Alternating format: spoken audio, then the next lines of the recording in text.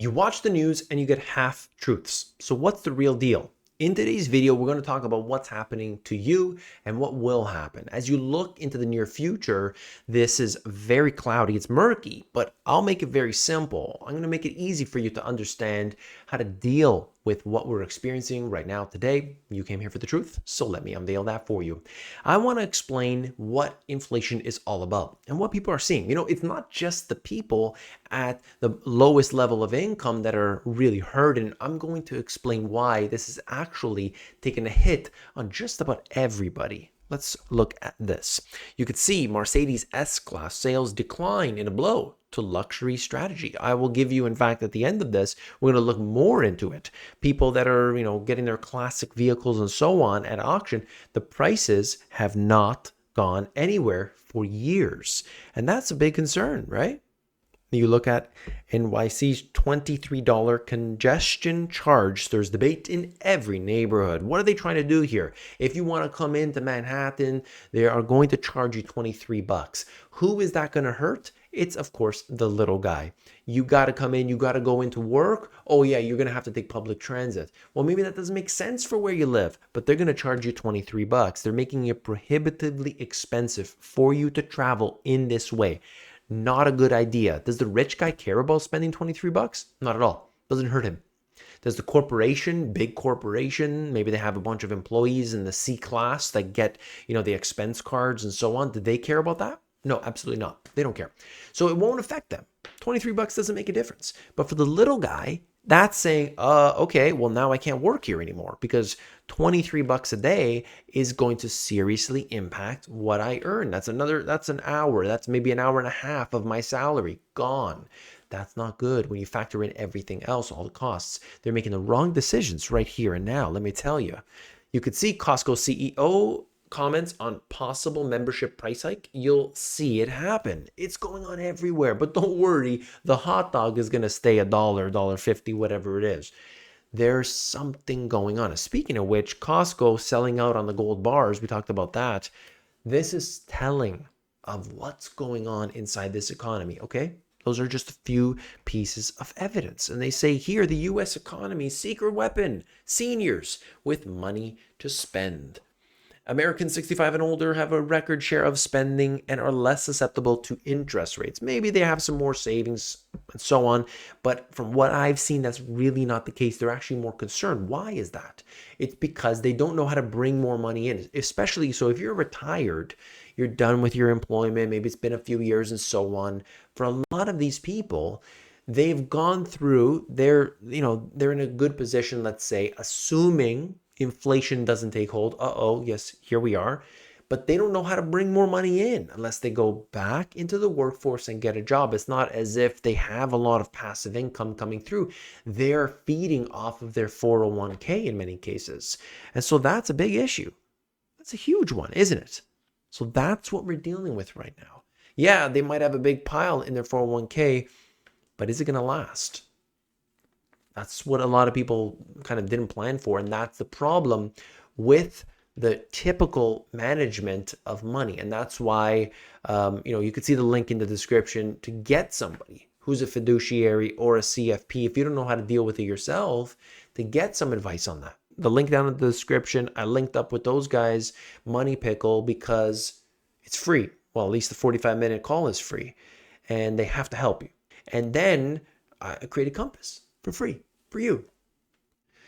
People have little to no disposable income at this time. Inflation has really taken hold, and we've seen it through many avenues. We know that to be the case. Shelter is eating up a disproportionate amount of the total. It's incredible to see the rent prices. You see this little hole in the wall that's, $2,000 a month. This can't be good. And I'm going to show you some of these ratios right now. They're going to shock you. Patients reporting the most significant changes to fast food and pizza restaurant trips. By the way, you could see this is crazy, but if these people started taking this diet drugs, you're seeing these getting really popular, and now they're eating all the less junk food, anyway, less of it. Very unusual. Anyway, you could see this. Confections, cookies, and salty snacks are seeing the greatest degree of cutback in food. And all I'm trying to say here is that we can see this going on, whether it's because of some drug that somebody's taking, or whether it's because of inflation. You put these both together, and that is a slowdown in the general economy, because you want people to go out there, you want them to max out their credit cards, you want them to take the maximum amount of risk and do these payday loans and all these kind of things, because that's what it runs on. The economy runs on fumes today, fumes of debt. But now people are taking weight loss drugs and they're not eating as much as they did before. So that's going to impact these companies. It's good for the drug companies. It's bad likely for people's health. I've already heard some huge problems with that. But anyway, and then at the same time, it's bad for, let's say the McDonald's of the world and all the junk food makers. We'll see. We'll see the trend on how it continues. But that is a factor. And we look at real estate to be the one to say, okay, what's going on? We got commercial real estate, we got residential real estate, and of course, you've got nuances within that. It depends on where you look. House prices set to plummet for the first time in over a decade, claims analyst once dubbed as the Oracle of Wall Street. And she reveals 4 states expected to see their values decline. This is based on the fact that, aging boomer population is going to ease up the inventory. They're going to have to go to retirement homes. And that's why, if you've read Money, Master the Game by Tony Robbins, he explains that, and why there's a lot of real estate investment trusts, REITs, REITs, that are based specifically around that. And he advises actually for people to get into that, simply because that's what's going on right now. There's an aging population. They're moving into these places, and a lot of these REITs have bought up those type of properties. And so that might be a good play. You decide what you want to do. The 11 major U.S. cities where home prices have risen the most. All right, you can see it. L.A., San Diego, Richmond, Cincinnati, and it goes on. Okay, and that just shows us that you got to understand there's like this big difference. Real estate is not one thing. So when I hear people do these blanket statements, real estate is going to crash in some areas, oh yeah, it can plummet. If it never deserved to be at those prices in the first place, absolutely. But the general consensus needs to be understood that you can't have that kind of thing happen just because of a standard business cycle. What we experienced in leading up to 2008 was very different. It was a very different world, so much speculation, and now there's talk about that happening again. Not so fast. Case-Shiller home price versus hourly earnings, the CPI, and rent. And you can see that essentially all I'm trying to show you is that hourly earnings have not kept up with home prices at all. This is interesting. Mortgage payment, MP, and wage adjusted MP. And looking at that, we have not kept up at all, even though wages have gone up. Well, of course, our mortgage payment has gone up way more than that. And that is an issue because people cannot afford their homes. Now, it doesn't mean that suddenly everything is going to flip upside down and here it is at the end of it. It just means that we could potentially have stagnation for a long period of time. There could be areas, there could be people that have crisis, there could be companies that go bankrupt, but it does not mean necessarily a repeat of what we experienced before. I think it's going to be, this time is different, but in this way, there's a lot of different elements. I'm not saying it's good. Please, trust me. But what I think happens here is that we enter a period of deflation, and the Federal Reserve is going to do something it has never done before. And they're going to go berserk. They're going to go wild. And we will never experience something like, we haven't experienced something like this in our lifetimes. So do not anticipate this grand deflationary event where housing prices crash by 80% and you're going to swoop in because you saved money. You've been diligent in saving cash this whole time. You're going to swoop in and you're going to buy assets for pennies on the dollar. Congratulations. Well, whoever's been telling you that, I want you to tell them a message from me personally. Stop lying. Because now we've gone beyond ignorance and it is now a lie. Don't let them lie to you.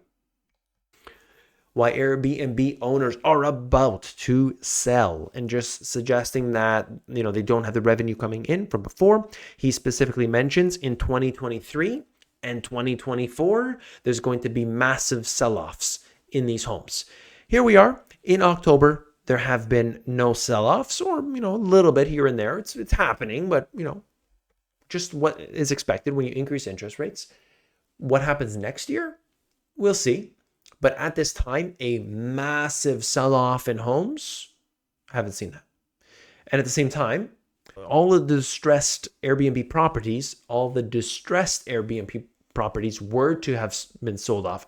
The total, compared to the total in any given city, the percentage is still very small. So watch out. The banks are the big crisis. The banks, that's where we need to focus our attention. You need to look at the debt and the institutions that are around this, the financial industry. And then what happens where we've got way too much debt and the Federal Reserve has to come in to save the day, printing money, setting your dollars aflame in the inferno of inflation. Let's talk about cars. Not Mr. Bean cars, but cars in general. Another Pebble Beach car sold for 50% off at the Sotheby's auction. Terrible sentiment is reflected in the poor economy. Here's a couple examples. 1950s American, going back, by the way, to the financial crisis. Financial crisis all the way to today. Prices haven't improved. Blue chip haven't improved since, 2016. British cars, 2015. Ferraris actually down from where they were in 2015. What about the watch index? So the secondary market of watches. You remember Iman Gaji and all these other guys. Look at my watch collection. I'm a millionaire. I'm a multi-millionaire now. The watches have increased in price. Not really. Look at what's happened. Look at that spike. Come on, man. You're being fooled by all these people, these gurus, these swindlers. Look at the price and where it's come in the last 24 months. You got to get your stuff together. What can you do? Make sure that you have more than one source of income. This has to be a passive source of income, because if you retire or health complications, anything, or you got to pick up and go, you want a source of income to be coming through. Make it happen. Take any savings and make sure to earn interest on that. Don't just let it sit in the bank at 0%. You've got to make your money work for you. Hold real assets for wealth preservation. So if you want to take that money and you want to preserve it for the next generation, you want to hold that for 100 years, well, then it's a different story. Okay, you can hold that in, let's say, precious metals. You take those precious metals and you give it to your children. You hold it in real estate. Maybe you just put it there. Okay, that's it. I don't need to deal with that. Okay, gone. There's a very different world of trying to make money so that you can have enough while you're alive, even if your life gets disrupted. And a difference between that and passing on to the next generation. Know what you are actively trying to do. How can you know that? How can you determine all that? Well, I break it down inside of Compass. You go to themoneygps.com, you go to Compass. If you want, you can get actually a CFP, financial planner, or fiduciary for free. For free, I linked up with this company to make it easy for you, to make it free for you in the 45-minute call. You go in, themoneygps.com, you click on Money Pickle, you go here, just watch the little video. I broke it all down for you. And you can go to their site, book a call, it's done. And you get that done for yourself. Know where your finances are. Understand the basics. Get the information you need to know and get it for free. It's in Compass and it's in Money Pickle. Why not? Check it out. Link in the description. And then, last but not least, the comment of the day.